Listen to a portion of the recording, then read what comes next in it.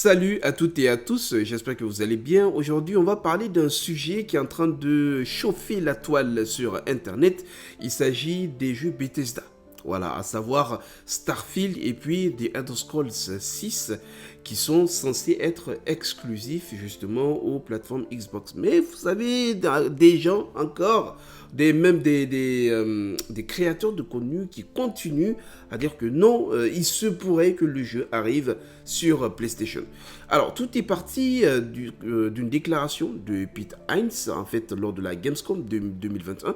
Il y a même le message sur Twitter. Donc, il dit qu'il n'était pas sûr concernant Starfield, que ça pourrait être au cas par cas.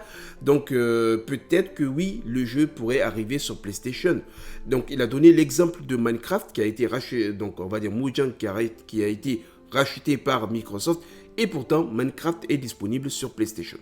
Mais juste après justement ce tweet, vous avez Aaron Greenberg qui est directeur marketing de Xbox qui a répondu, il dit Starfield sera lancé exclusivement sur Xbox Series X, S et PC le 11 novembre 2022. On a donc la date. Il dit que les membres Xbox Game Pass pourront y jouer, donc Day One, c'est-à-dire le premier jour quand le jeu sera disponible. Et il dit que je sais que ça a été déjà dit avant et cela ne va pas changer. Voilà. Il faut que ça soit clair pour tout le monde. Il n'y a pas de non, ils ne sont pas clairs, c'est au cas par cas. Non, ça c'est fini. Vous avez de grosses filles qui sont en train de dire ça. Non. Il faut que ça soit clair dans la tête des gens. Starfield, exclusivité Xbox. Ça c'est le directeur marketing Xbox qui le dit. Et je ne sais pas pourquoi les gens sont en train de revenir là-dessus. C'est qu'on vous a dit non, il n'y a pas de demi-mesure.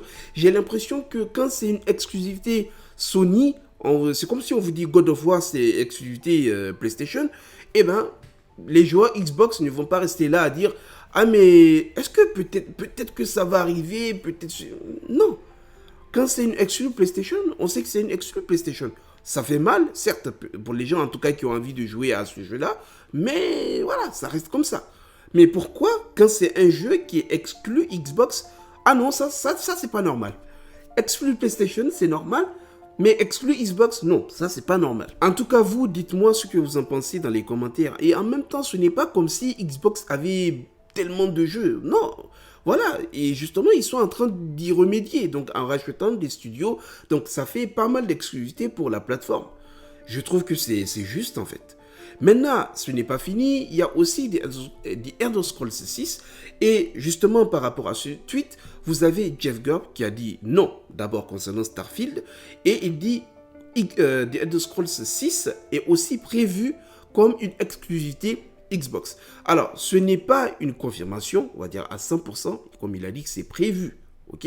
Mais il ne faut pas oublier une chose, Xbox l'avait déjà dit avant, mais jusqu'à présent, ce n'est pas encore clair dans la tête des gens.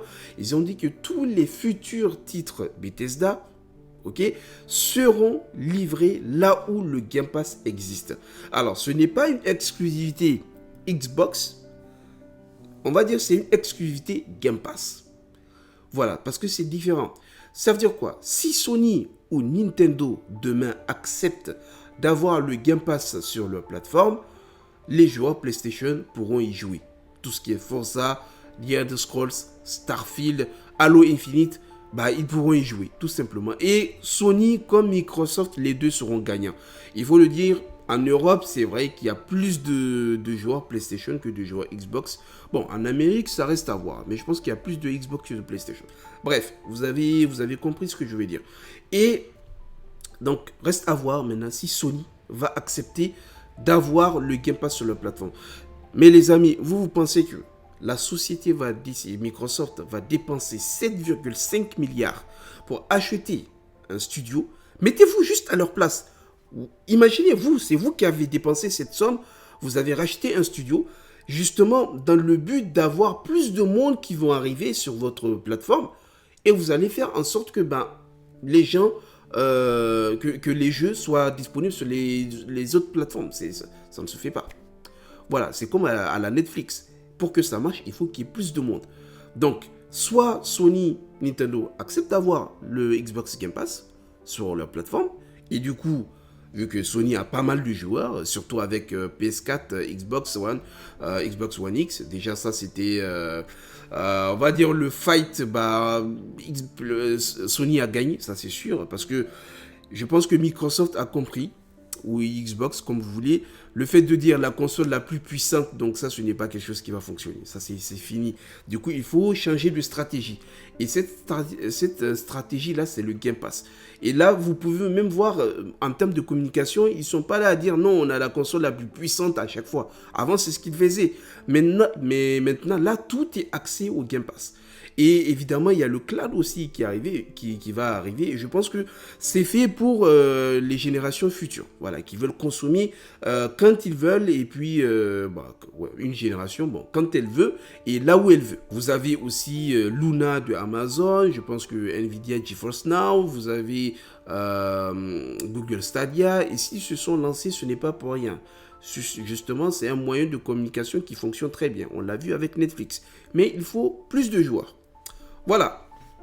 En tout cas, vous, dites-moi ce que vous en pensez par rapport à ça. Est-ce que vous trouvez que c'est juste ou pas du tout? En tout cas, je pense que la plupart des joueurs vont trouver que c'est juste. Bon, dites-moi dans les commentaires. Je tenais justement à faire cette vidéo parce qu'il y en a encore qui pensent ou qui disent au cas par cas. Non. C'est clair et net, précis. Xbox, en tout cas pour Starfield du moins, 100% précis, exclusivité. The Elder Scrolls 6, c'est prévu. Voilà, on va dire ça comme ça. Mais on va considérer que c'est exclusif. À moins que Xbox ne change d'avis. Tout simplement. Par rapport au Game Pass aussi, on me demande des fois, est-ce que c'est une bonne affaire ou pas? Moi, je dirais oui et non. En fait, ça dépend de la façon dont vous le consommez. Donc, si ça vous intéresse, dites-le moi dans les commentaires et je ferai une vidéo avec des calculs et tout pour vous montrer. Donc, si vous le consommez mal, vous perdez justement de l'argent. Si vous le consommez comme il faut, vous payez pour ce que vous consommez. C'est comme ça. Voilà les amis, c'est ce que j'ai à vous dire dans cette vidéo. J'espère que ça a été clair, net et précis pour tout le monde. Si vous avez des questions, n'hésitez pas à les poser en commentaire. Et du coup, je vous souhaite donc de passer une belle journée, une belle soirée selon le moment auquel vous avez regardé cette vidéo. Et on se dit à la prochaine. Salut!